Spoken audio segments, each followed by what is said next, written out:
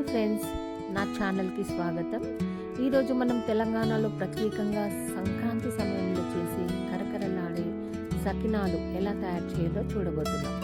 అసలైన టేస్ట్తో ఈజీగా ఇంట్లోనే చేసుకోవచ్చు.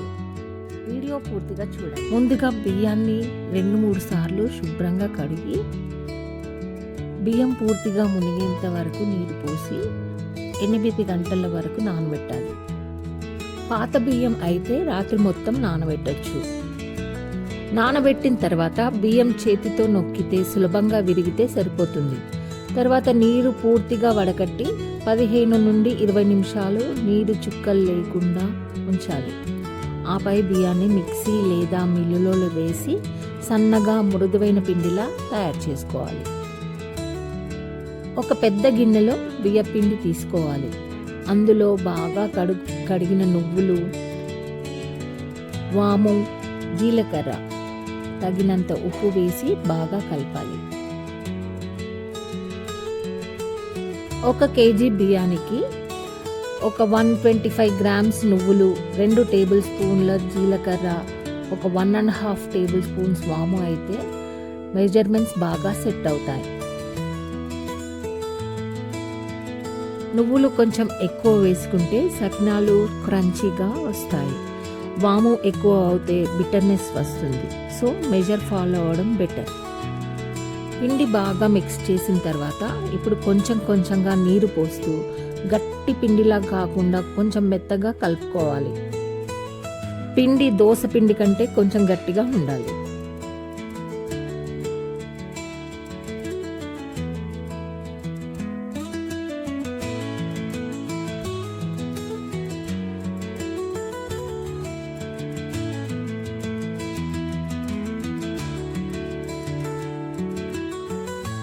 సంక్రాంతి ముందు సకినాలు చేసేటప్పుడు కొంచెం పిండిని తీసుకుని ఇలా పసుపు, కుంకుమ బొట్లు పెట్టి గౌరమ్మం చేయడం ఒక ట్రెడిషన్.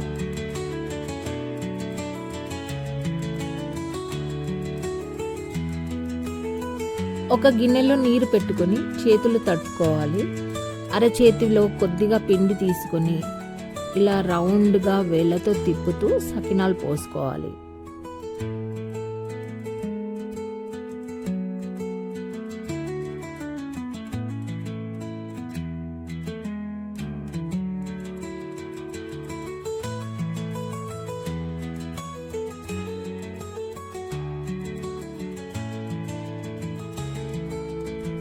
ఈ విధంగా అన్ని సకినాలు రెడీగా పెట్టుకోవాలి.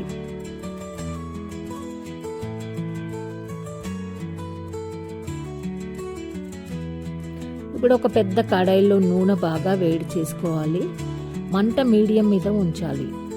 ఇప్పుడు వీడియోలో చూపించిన విధంగా సకినాలను నూనెలో వేడి చేసుకుని నెమ్మదిగా తిప్పుతూ గోల్డెన్ బ్రౌన్ కలర్ వచ్చే వరకు వేయించాలి. నూనె బాగా వేడి లేకపోతే సకినాలు విరిగిపోతాయి. నెమ్మదిగా వేయించాలి, అప్పుడే క్రిస్పీగా వస్తాయి. ఈ సకినాలు 10 నుంచి 15 రోజుల వరకు నిల్వ ఉంటాయి. అంతే ఫ్రెండ్స్, ఇలా సకినాలు మీరు కూడా ఒకసారి ట్రై చేసి చూడండి. మీకు ఈ విధానం నచ్చితే లైక్, షేర్ చేయడం మర్చిపోవద్దు. మళ్ళీ ఇంకో రెసిపీతో కలుద్దాం.